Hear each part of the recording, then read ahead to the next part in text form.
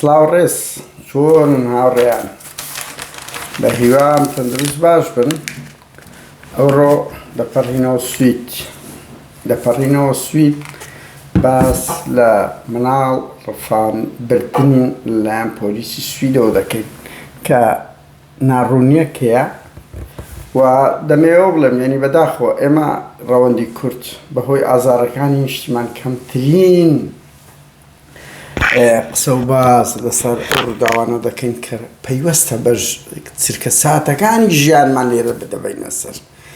یعنی ئێمە قسە لەسەر کوردستان هەموو قورسایی 195 کاتەکانی خۆمان دایتەوە ڕەوشی سیاسی کوردستان کە بۆ ئێمە ڕەوەندی کوردی مەسەلەکە ویجدانی و ئەخلاقیە. ئەگەنا من هەر یاسایەک لە کوردستان دەربسی 199 ڕەبت بە من نییە، ڕەبت بە من نییە، کاریگەریەکانی ڕەبتی هەیە، ویجدانی و ئەخلاقی ڕەبتی هەیە. بەڵام لێرە هەموو شتێک کە دەرەچێت پەیوەستە بە ژیانی ڕۆژانەی من. هەر قانونێک لە پەرلەمان دەرەچێت، هەر گۆڕانکاریێک لە ناو ئەوروپا و سوید دەرەچێت، ئەوە تەسیر لە من دەکات. بەڵام ئێمە هەموو کاتەکانی خۆمە پێچوانەوە دایتە ئەو نیشتیمانی یەکەممان کە 5,000 کیلۆمەتر لێ دەژین، ئەوەی کە بە سانتیمەتر لە ناویدا دەژین ئەگامادەی نییە. یەکێک لەو ڕووداوانە لەو ماوانە زۆر بوویتە باس و خواز بە تایبەتی ناو کوردانی برێم ڕەوەندی پەناهەندە و لە ناو دام و دەستگاکانی میدیای سوودی بەداخەوە کورد کەم احتیماممان پێداوە. لە کاتێکدا ئی کوردانیشی ڕەبتە مناڵ بردن بەهۆی مامەڵەی دایک و باوکەکان بە باش و بە خراپ، بە غەدر و بە ناحەق و بە حەق. دۆسیەکە ینی بەڕاستی جێی هەڵوێستەکرد نایێت. تۆ بیر بکەوە مناڵەکەت جەرگتە حکوومەت وەکو داعش جاریبا لێت دەبا، بەڵام ئەو لەو ڕوانگە ئینسانیەکەی لێت دەباتن، نەک لەو ڕوانگە داعشیانەی کە ئەوە لەبەر ئەوی لەسەر دینی وینیە نەبووە موسڵمان وەکو یۆزیدەکان بردیان، بەس لێرە لەسەر توندتیژی لێت دەباتن. ڕاستە ناحەقیەکەیە کە ئێستا باز دەکەین، نادادپەروەریەکەیە لە هەندێک حاڵەت، بەڵام وەکو خەتی گشتی ئەو یاسایەکی مرۆڤ دۆستانەیە و وڵاتی سوید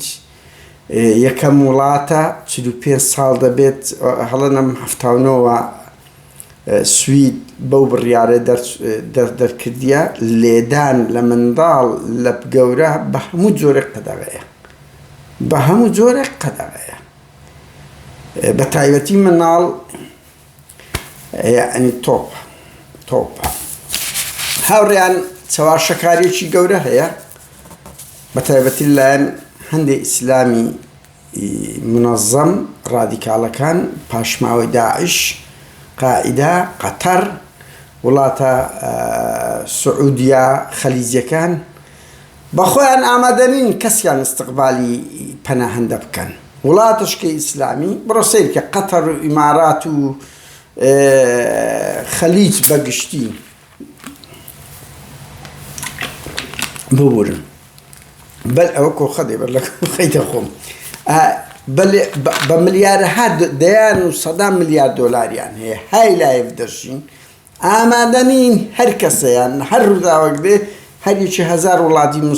1000 هاوڵاتی مسلمان وەربگرن، وەکو ئەوروپیەکان بیانژێن. کەچی لە ئەوروپیەکان دەیانژێنن دنیاشیان لە سەوێران دەکە. من بۆ خۆمشان دەمگرێ بەڕاستی ئەو وڵاتە کوردگوتنی ئەجری لەسەرم هەیە. وڵاتەکە من لە وڵاتێک گەورە بوویمە، ئەو هەموو قوربانیەمان لە بۆ کوردستاندا دەسەڵاتەکەی ئێستا بەدەستیبی وەکو قیمە پارچەمان دەکە. بەس من لە وڵاتەم قوربانی گەورەشم لە بۆی نەدایە. ئەو پەڕی ئیشم کردی هەندێک زەریبەیان دەدەمێ، یعنی ئیشم کردیە زەریبەیان دەدەمێ، کەچی هەموو مافی هاوڵاتی بوونەکەم هەیە. باشە ینی من 20 ساڵە لە وڵاتەم ئەو هەموو خزمەتگوزاریە ئەمنیەت هەتا ئەو کار و چالاکیانەی دەیکەین. بەشە چی دەگەڕێتەوە بۆ ئەوەی کە لە ژێر سای سیستەمێکی دیموکراتین ئەزانی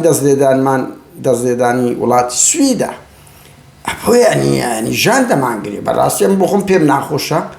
و لە هەندێک تش نەحەقی هەیە ئەکرێت گفتوگۆی لەسەر بکرێ. بەڵام ئەو ئیسلامیە ڕادیکاڵەکان دەڵێن کە لەو پاشماوەی داعش و ئەوانە کە لێرەنیان دایانەوێ بە هەموو خەیاڵی خۆیان ینی با بە ڕاشکایی بڵێن من ئیسلامیەک بم باوەڕم بە عەقیدەی ئیسلامی بی نایم لە ئەوروپا بشیم نایم لە ئەوروپا بژیم بڵێم وەڵاهی ئەوروپا وایە و خراپە نەکەر ئیسلامی قەلچت کەشەیە دەست بە بانگەشە دەکە ئەو وڵاتە خراپە ئێکاچ خۆم لۆ دەی ئەگەر ئەوەندەت پێ خراپە بەجددیمە بەخۆی دێ خێزانی دێ مناڵی دێنی کەس و کاری دێنی دەژێ خراپە بۆ هاتی بەجددیمە ئەتوو قەت ینی لە هەموو دنیا 160 وڵاتی یازەمیان 180 بە هەر حاڵ ئێستاکە 180 ئەوەندە وڵاتەیە لە نەبوون پێ 6 وڵات خەڵک ڕووی تێ دەکات خۆ تو ناتوانی بڵێ مەزن ئێستاکە ئەو پێ 6 وڵاتە بە تایبەتی ئەسکەندەناڤی ئەو وڵاتانی بەناوبانگن لە مافی مرۆڤ لە دادپەروەری لە یاسای جوان لەوەی باشتر نییە لە هەموو دنیاە کە نییە ئەتو کەتێ ئێرە تێ بۆڵەتە لە چیانی خەڵکێک دێتە ئێرە شەت لێ دەدا بەنمونە زۆر بەشیان هات کەسانی درۆزن لە ئیسلامیەکان بگرەوە لە خەڵک کەشەیە مناڵێن لێرە کۆماری ئۆتۆبیایەکەی تۆماس مۆرە کە ئەو پەڕی عەدالەتەیە یان بەهەشتەکەی موسڵمانانە نانا ئەلێرەش کەم و کورتی خۆی هەیە ئەلێرەش خەباتەیە بەڵام قیاسن بە هەموو دەوڵەتەکان بۆیە ئیسلامیەکان هاتوون دەیان دەڵێن وەڵام سوید مناڵی مەدەر دەبات تو تەسەور کە بەخۆیان کەسیان ئامادەنین یەک مناڵی موسڵمان وەربگرن خزمەتی بکەن بەڵام ڕکلام لە وڵاتێک دەکەن کە بەس لە سوید 2 ملیۆن کەس هەیە پەناهەندەیە لە 10 ملیۆنی ینی 120 ئێستا ئێمەی سویدی نوێیەکان کە بەڕێزەوە لە میدیا پێمان ناگۆترێ وەچی کوردستان ئەمان لە هەولێر بوون کەرکوچی دەهات سلێمانی دەهات 1001 تەشەنەمان تشقەلەمان بە یەکتر دەکرد وایان ینی بە چاوەشکە مامەڵە دەکرێت کوردی ڕۆژاوا کوردی ڕۆژهەڵات کوردی باکوور بەنمونە ئەوانی شوانە وەکو ئێمەنا لەعلم ئێمە هیچ خزمەتێکی وانمان نەدەکرد لێرە هەموو هاوڵاتێکی ئەوروپی سەتاسی موسەکەی دەداتە زەریبە بەو پارەی خەڵک ئەو هەموو دابەستیەی کورد و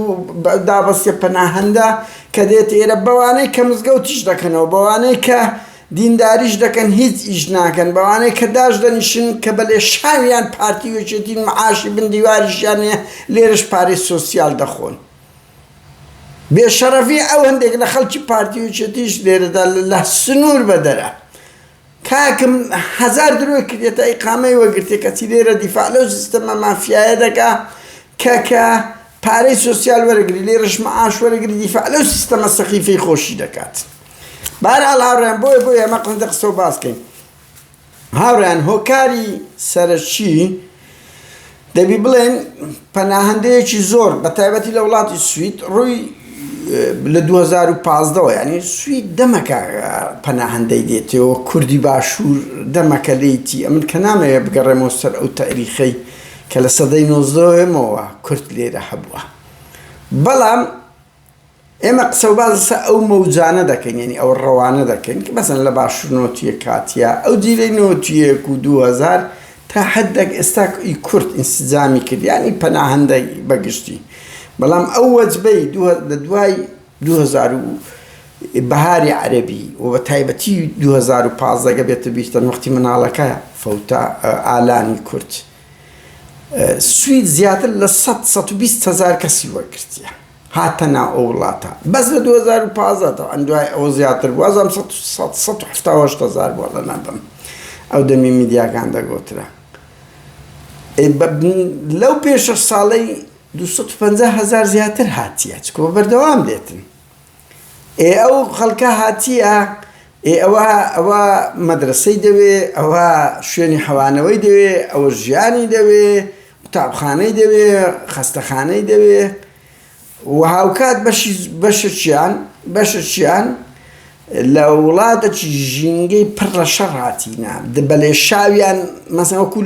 سووریا مەغرب بەتایبەتی سووریەکان لە وڵاتی جەنگ وڵاتێکی هەژارنشین کە پڕ لە ئەمە لەوێ ژیانی نەزانین چفرتوفێڵ و یعنی ژینگەکە وایە تو کە کۆمەلگایەکی هەژاربی زۆر ڕوو دەدا یعنی شتی خراپ لەبەر ئەوەی هەژاری زۆر جار پەنا لە بۆ دزی دەبا لە بە فرتوفێڵ دەبا لە بەر درۆ دەلەسە دەبا لە بە بەرتیر خواردن دەبا لە بە کوشتن دەبا هەموو وڵاتانەی کاوێت و بەخۆش ینی ئەگەر لەو سویدەی فەقیری هەبیش ڕێژەی کوشتن زۆر دەبیت دزی زۆر دەبی خەڵک پەنای لۆ دەباتن ئەجات ئەوە یەکێک لەو هۆکارانەیە کە ئەو لێ شاوە گەورە هاتیە بەبێ ئەوەی ئێمەین پەناهەندە زۆر بەمان ینی بەدەگمەن دینە ئەوروپا سەقافەتی ومان نییە ئەوروپا قەوانینەکانی چییە ئێمە دینە ئەوروپا بەس تێنوین برسیت تێنوی قەزم لەوە ینی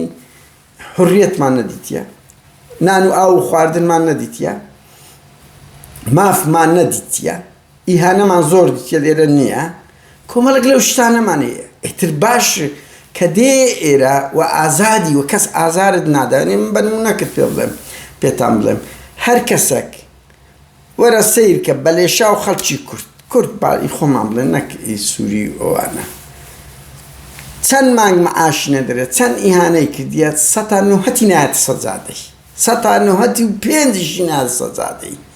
و قسە ناکە لە ماڵەوە زیاتر بەڵام لێرە حکوومەتی سوید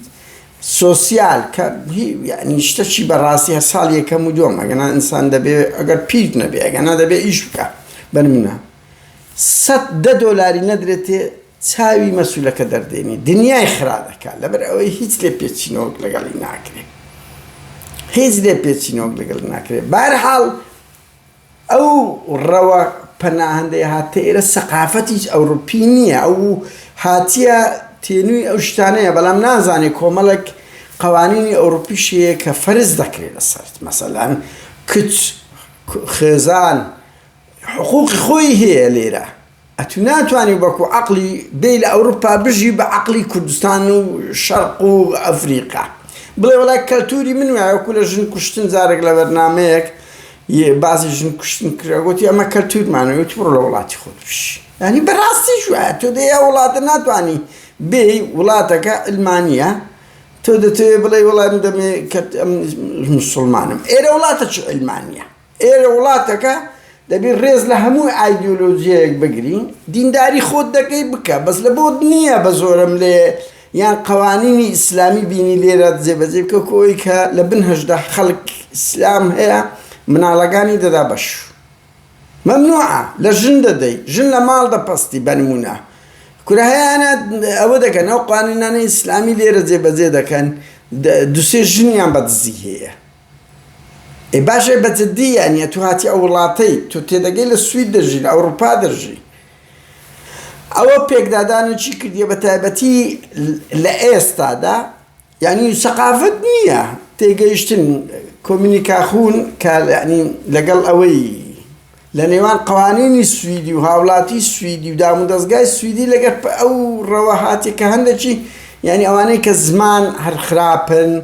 تێگەیشتنیان قەوانینیان ئەو نازانی یعنی ئەوە تێدەگا دەرێ مناڵی خۆمە لێی دەدەی دادی من بابی من ئەتوو دەستی دەشێنی دەی سوستێنی داخی دەکەی هەموو قەلبیشی نومۆر دەبی پرچی ڕایەکێشی بە زۆرم نە کچ دەدەی بە شوو یان دەڵێن خوشکم نابی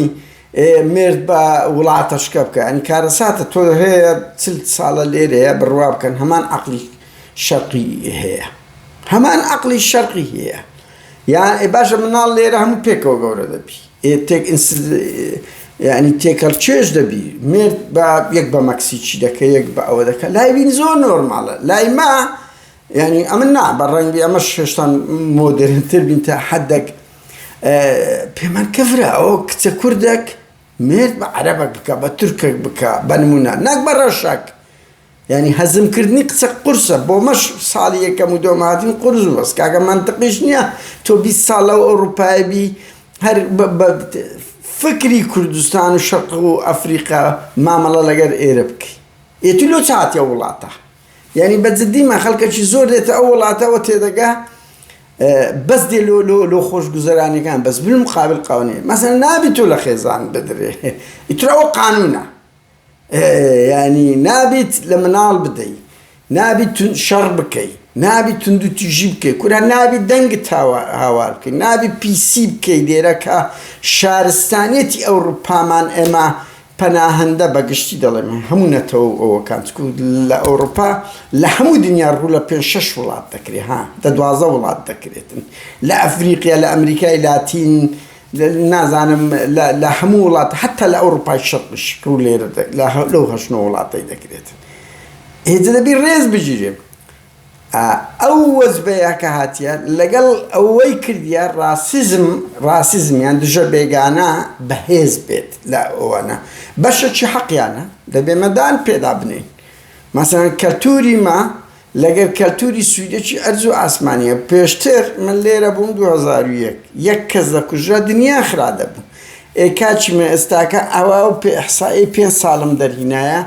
هیچ ساڵک 300 کەس کەمتر 300 لەو 366 کەس یعنی بەپێی لە 2017 لەو ئێستاکە بڕوا بکەن 300 لە بۆ 366 کەس تەقە کرد تەقەی لێکرایە هیچی لە چلی لەو پەنجای کوشتن ڕوویدا ینی مردن ڕوویدایە بە تەقە ساڵانە چل لە بۆ 50 کەس دەکوژێ لەو ئەوروپایی باشەوە بەر لە کوردستانی شەڕەوەندە دەکوژێ ئەو هەموو چەکە هەیە هەندێک مەناتق هەیە وەکو ڕنگ لای مە لە ستۆکۆڵم لە هەموو شارە گەورەکان هەیە تاوان ئەو کوشتن و ئەو مشکلانە 190 لەو منتیقانن کە پەناهەندەی زۆر لێیە بەنمونە لە شمالەکەی سوید لەو نەکوشتن هەیە ئەبە دەرەزێ لەو منتیقە سویدەکان سڕف سویدی و ساردەکان نا منداڵ ڕفاندن بەو بردن بەو حەزمە هەیە چکۆ قرارە لە وەکو گوتم لە 70 هەڵە نەبن دەرچوێ لە سوید لەو کاتی خۆ پەناهەندە نەبووە نەک کورتی هەموو نەتەوەکانی تکەش بەڵام لەگەڵ ئەوەش هەر هەبووە سویدی مخەدرەیە سویدی مافیا هەنا ئەوانش مناڵیان لێوەردەگیریان نەزان هەیەیان سویدی هەیە لە ژنی دەدا ژن هەیە لەگە پیا و خراپە یعنی لێرەش ئەو مشکلانە بۆیە قانونەکەیان دەرکردی خۆ قانونەکە ئەوە دەرنەچووە غێر لە ناو هەڵقوڵاوی زادەی ئەوەی ئەوروپیا ڕاسیزم زۆر گەشەی کردیە لە ئەوروپا هێزە دژە بێگانەکان مەسەڵەن لە سوید ئەو سویدەی 150 بەلای کەم بەس چەپ بوو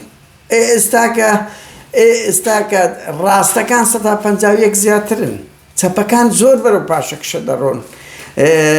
زۆر بەرەو پاشەکشە دەڕۆن بە هێزی پارتی سنتەریش بەگەربەرەی چەپەکان کەچی ناگەنە 150 لە ئێستاکەدا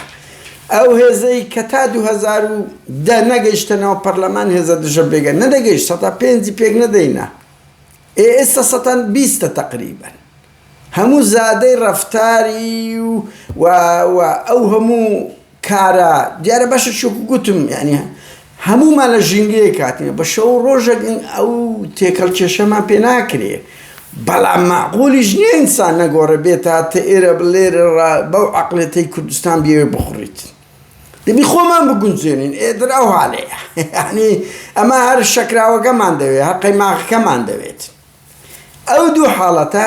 معنی مەسەلەن وەکو گوتم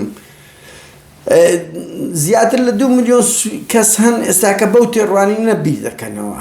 سڤاریە دیموکراتە ملیۆنەک و هەندێک دەنجی نابوو لە ناو بەرەی ڕاستەکانی کە هەتا لە ناو سۆسیال دیموکرات و ئەوانش ئێستا ئەو تجا هەگەشەی کردیە کە دژە بێگانن ئەوە 2 ملیۆنێک دەم ئێوانە لە ناو هەموو دەوائیرەکن بە سۆسیالیشەوە بۆیە ئەوانە تونترن لەگەڵ پەناهەندە لە چاو سویدیەکان خاڵەکە ئەلێرەدایە و حرەکاتی ئیسلامیش هاتە ناو ئەو مۆزوعەکو گوتمان جەزیرە ئەلحورە میدیا عەرەبی داعش ئەوانە هەموو تەرویجی ئەو کەیسە دەکەن خۆی دۆسیەکان سۆسیال کەمەک ناحەقی کردیە لەوەی هەندە حاڵەت یعنی مەسەڵەن لێرە هاوڕێیان ساڵانە لە سەروی 50,000 شکایەت لە دایک و باوک دەکرێت 50,000 شکایەت لە دایک و باوکیان دەکرێت 130 یعنی شی بەسیتە هەندە جارێ مناڵ درۆ دەکات مەسەڵەن باوکم لێی دایما یان شتەکان زۆر بەسیتە یان ئەوەیە ژنە یان مشکلێ عائیلیەکی شکایەت لێکە شکە دەکات ناڕاست دەکاتن چکە شتانە شەیە هەم بەس ئەوە دەست دەکەن سۆسیالی دەست دەکەن پۆلیسی مەرز نییە مشکایەتێک ڕاستبی ئەوانش تەحقیقەکەن 170 دەڕۆ لە 170 2 بەش دەبی بەشێکیان ئەوانن کە پێویستیان بە هاریکاری هەیە یعنی دەبی مەجالیان بدرێتە چکو لەو وڵاتەی هەموو حاڵەتێک بەو ئامانجەیە کە مناڵەکە باشترین خزمەت گوزاری بکرێت باشترین خزمەت گوزاریش بە پلەیەک لە دایک و باوکێ بە هەموو بە زۆربەی خراپەکانی دیارە نەکەر هەموو چکۆ ئەوە سویدی هەبووە عادیسەکەی هەموو کەس دەزانێتن کە دایک و باوکێک مخەدرخۆر بوونە مناڵێکی کچکیان هەبووە 3 ساڵ بە کوشتیان ئەلکۆحۆلیز بوونە لە ماڵیت کە بووە لە 6 مانجی هەتا 3 ساڵی سۆسیال دایکەوە دوای ئەوە وعدیاندایە و کۆن ئازام تەرچیان کردیەوە ئەلکۆحۆلیز بووە کوشتیان ئەلم نەکە خەڵکیت کە بووە ئێوە داک و بابی خۆی سویدیە ئەوە بۆ زەڵجێژی زۆر گەورە ئەوانەش وەدەکە سۆسیال مڵازعەی خۆی بکاتەوە تونتربی هەر ڕووداوەک ڕوو دەدا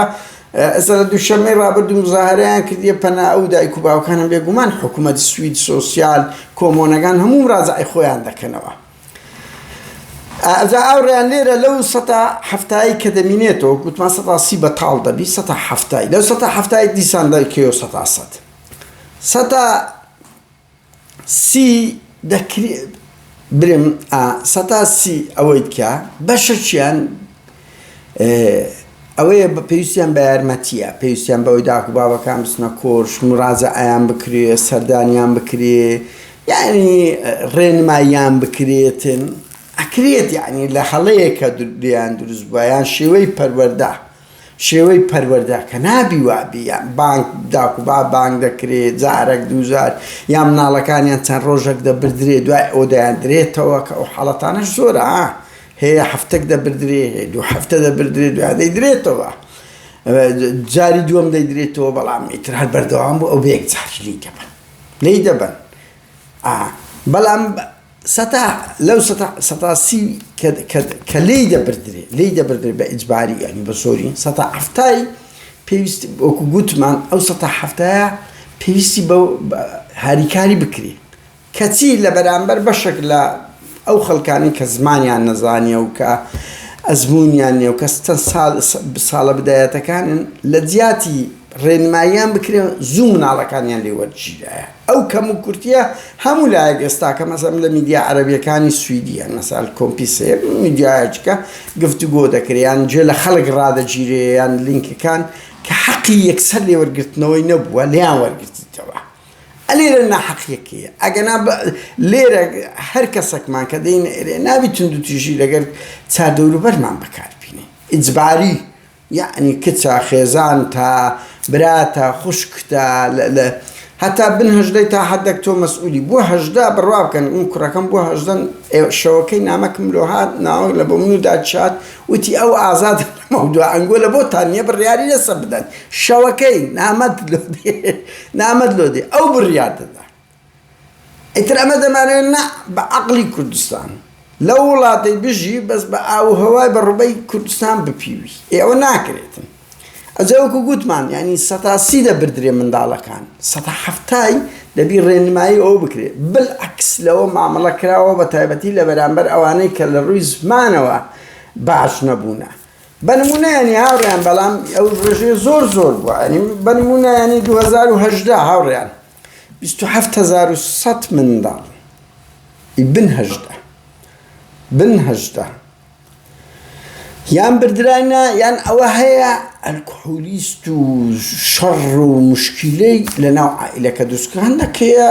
لە دەرەوەی ئیرادەی دایک و باوک خراپە لە داک و باب نییە مناڵەکە لە کۆڵان لە مەنتیقەیەک لە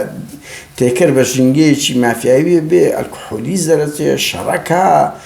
مەشاکل دروست دەکە ئەوەش سۆسیال دەی بە ئیبنهژدە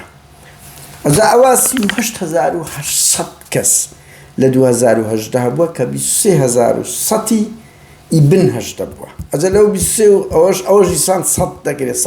130 منداڵیان بردرایە 170 نەبردرایە یعنی حەقی ڕێنمایی هەبووە بۆیە بەشێک لەو ئیسلام لەوانەیە چکەوانەی مزاهرەیان کرد 195 عەرەب بوون و ئیسلامی بوون لەوانە بردرایە لەو بە تایبەتی ئەس پێ دەکرێت زۆربیان لە دوای 2014 و 15 و سووریەکان زیاتر ئەو ژینگە جەنگ و ژێر دەسەڵاتی داعش و شەڕ و توندوتیژی و فەقیری و دەیان مشکلە پەیدا بووە لەوانەیە بردرایە مەسەن 2019 31,000 100 کەس ئەو بە هەردوو نوعیەتە هەژدەی کە 20,000 سۆسیال ئیبن هەژدەی بووە ئەوی کە ئی ببورن ئیبن 15 بووە ئەوی کە ئی هەژدەی بووە لە 2020 27,300 کەس بووە 300 کەس بووە بە هەردوو گروپی ئەوەی تا هەژدەی هەتا 14 و 15 زۆرێکە لە 14 و 15 زۆرشکەیە ئەزۆکو گوتشمە ئەوانش بەششیان دەبردرێت 130 دەبردرێ خۆ 100 منداڵەکان نابردرێ ئەوەڵا هەیە منداڵەکانی ئیلە ئەبەد نادەنەوە لەبەر ئەو 2000-3000 دایکیانەوە هەمان شتی کردیە من لەو ڕۆژانجێم لە چیرۆک بوو برادرێک باس کرد گوتی ماڵک منداڵەکەیان هەر بۆ لێیان بردیە ئێمە زۆر پێی تێکچووم یعنی ئەو بە ناحەقیەت چدانم بە زۆیە بە دواتچوونمان کرد کاکە ئەو 3 منداڵیکەی لێیدایە ئازاریدایەک 2000 سۆسیال دایکەوە کەچی هەر ئازاریدای بۆ ئەوە هەر بۆ لێ بردیە سیقام پێی نەبووە کە دەکرێت ئەوانش نییە قچەک مەسەن هەیەیانە دەرێت 4 ساڵە نەمدیتی ئەوە دەکرێت ببیندرێت دەکرێت جارێک بی بدرێتەوە مەسن چاودێری بکرێ نەک یعنی قسەک دڕەقی هەبووە بەڵام قانونەکە ئینسانیە لوتکەی ئینسانیە لەسەر منیش جێبەجێ بکرێ هاوڕێیان ها یعنی ڕۆژێک لە ڕۆژانە سەر منیش قانونەکە وەکو قانون ئینسانیە بەڵام وەکو مۆزەف ئەمان دیتیتمان مۆزەف لە مۆزەف زۆر فەرق بووە بڕوا بکەن یعنی هەمومان لەو دەوائیرێن مۆزەفەکە تەلەفۆنی لێ دەکەی نەوعەکە دوای 10 دقیقە لەوەی کەشکە بکەوە نەو عشقەیە من بەردەوام مشکلەکەم لێرە ئاسێبی بەوەی یەکەم تەواوی ناکەم بە دووەمیش تەلەفۆن دەکەم لەگەوی قەپات دەکەم دیسان دەیکەمەوە چکو بە پێی مۆزەفە بە پێی میزاجە ئینسانە نەخۆشە دڵی توندە مشکلەی هەیە لە بۆی دووەم دەکەمەوە ئەنی بە پێی مۆزەفە بەشەرە بەشەر کوورەکە هاوڕێیان لەو ئەوروپایش لەو سیاسیانەی ئەوروپاش بە ئیباشوور و ئەوروپا بەشەرن بەشەر وەکو منوتون ڕۆژەکە مشکلەیان هەیە خەم و خەفەتیان هەیە نانوستیە مەسەلەن وەزعی تایبەتی هەیە بەڕقی جواب بدەداتەوە دەکرێت یعنی ئەو حاڵەتانە پەڕیوتەوە بەڵام واوە ڕازیزم گەشەی کردیاوە زمان نەزانینی ئەوانەیە هەبووە بەڵام بڵێن سوید مناڵمان دەبە درۆ دەکەن لەبەر ئەوەی هەر مناڵێک لەوانە 24 سعات دەبینی مۆزەفەچی لە بۆ دابندرێ شوێنیان لۆ دابین بدرێ پۆلیسیان لۆ دابین درێ سیارەیان لۆ دابین بکرێت جلوبەرجیان لۆ دابین بکرێت ئەو تەکلیفەکی گەلە گەورەیە لەسەر یعنی هیچ مناڵەکە دەبردرێ مانگانەی دەفتەرێکی کەمتر نابێت لەسەر ئەو حسابی ئەو حکومەتی بۆ زانیاریتان کە گەورە بێزاری وایە 2 نەفەری لە بۆ دادەندرێتن و هەست پێ دەکرێنەوە ینی لە بازرگانیش هەبووە لە مەعبەنی بە تایبەتی کە 2015 بەدەیان بە هەزاران مناڵ هاتن ماڵەکان وەردەگرن چکوانەی خۆ هەیە مناڵە 7 ساڵە بە تەنیا هاتیە 10 ساڵ 12 ساڵەوانەی بنهێژدەن هەموو دەدرێتە ماڵەکان ئاگیان لێ بیتن هەست پێک بە هەندێک لە وردە گەندەڵی و دڕاقیەکرا بەڵام بەگشتی بڵێن ئیسلام مناڵی ئیسلام دەبردرێ خۆ نام بەنە جەنگ ینی بەڕاستی وەلا کاکم دەستی دەشێنی داخی دەکا هەموو خەلبی شین و مۆر بوویتەوە لە عمری 12 ساڵە بە شووی دەدا هاتە ئێرە دەرێڵە دەبی مێر بچی بە کچی کوڕی مامت بکەی لە کوردستانیان لە شەرق بهینەوە بێگومان ئەو منداڵەت شکایەت دەکە دەی وەردەگیرێتەوە لێ وەردەگیرێت جاری دووەم هەنایدەنەوە لەبەر ئەوەی مناڵ لێرە ئینسان هەر ملکی خۆی نییە یعنی ملکی حکومەتیشین بە ئێمەشەوە ئێمە هاوڵاتێکی ئێستا ئەو ئەوروپایین هەر کەسێک دەستمان لێ بدە دەست لە سوید دەدا بەنمونە و خێزانمان مناڵمان ئێمەش لە بۆمان نییە و خێزانیش یعنی ژنیش لە بۆی نییە لە پیاوی نەکەرە بە ئەوە بی تند و تیژی بە هەموو جۆرێک مەرفوزە یعنی قبول نییە دوکان دەسوتێ من 100 زاریت کەم گوتێت دوکانێک برادەرێکەوە لەسەر ئەو دوکانەی بوو کاک بەختیارمان شێخۆ دەسو یعنی هەردوو دزەکەی چەک کرد دەمانچە لێکە چاوەیەکەچی بریندار کرد بە خۆی عقوبە دەرەوتیان نیان گەڕێ با دزەکە هەموو دوکانەکە دوستاندانە دەبای گولەی لێ بدەیت ڕۆحی ئینسانەکە زۆر گەورەترە ئەجە کاکەم هاتیە دەرێ وەڵام منداڵی خۆمە یەکەم دیت سوودێک دەگوت ئەمە لە جەنگم قوتار کردی هینایتمە ئێرە لێرە لێدایە لێدایە بۆیە لێی بردی نابی لێرە لێی بدەیت شەرق نییە برێ منداڵی خۆمە و حکومەت لێرە چاودێریە وەی لێ زاری وا هەیە وەکو گوتمان ڕاستە نەحەقی ڕەنگی نەحەقی لەگەر ئەو بابەش کرابی جیرانەکتە دشکاتەکە لێ دەکات دەکەوێت ناو تەحقیق و تەحقیقکاری کابرای مۆزەف سۆسیال لەوێن دەر ڕاسیزم بی دژە بێگانە بی یان راپۆرتەکەی خراپتر ڕەفع کرد بی تەساهولی یارمەتی دەری نەبی بێگومان ئەوە نەحەقیەک هەبووە بەڵام بەگشتی درۆ دەکرد. هاوڕێیان ئەو دۆسیەیە با زیاتر نەچینە سەر ئەوەی گرنگە ئێمەی پەناهەندە هەر کەسەمان ئەو لە وڵاتان دەچین ئازاری ئەوەکانمان باسکەین دووش خەڵکێک دێ ئازاری ئەو وڵاتانە دەدا ناحەقی شتێکی نائینسانی یعنی ئەم بەخۆم پێم ناخۆشە کەسێک دێتن جەزیرە دێتن کە قەتەر ئامادە نییە 100 کەسی ئینسان دۆست نەک لە ئاینەکەیت کە مەسیحیەک ئەفریقیەک وەربگری ئاینەکەی خۆی جیرانەکەی خۆی کوێت و سعودیا و بەنڵدیتان سووری و عێراقی ئەوانە کو مامەڵەیان لەگە دەکراتن کو لەگەڵ دەکرێت ئامادە نییە وەربگری بەڵام لێرە وڵاتانە ئەو هەموو خزمەتگوزاریە ڕوبەڕووی ئێمەی پەناهەندە ئەو باگراوندە ئیسلامیانە دەکرێتن کەچی دێ مێشیانێ دەکەنە گامێش ئەیانی بێگومانە من ئازار پێ دەخۆم من لە بەرەی وڵاتی سویدم من هاوڵاتێکی سویدیم دیفاع لە نیشتیمانی دووەم دەکەم ناحەقیەک دەکرێت بەڵام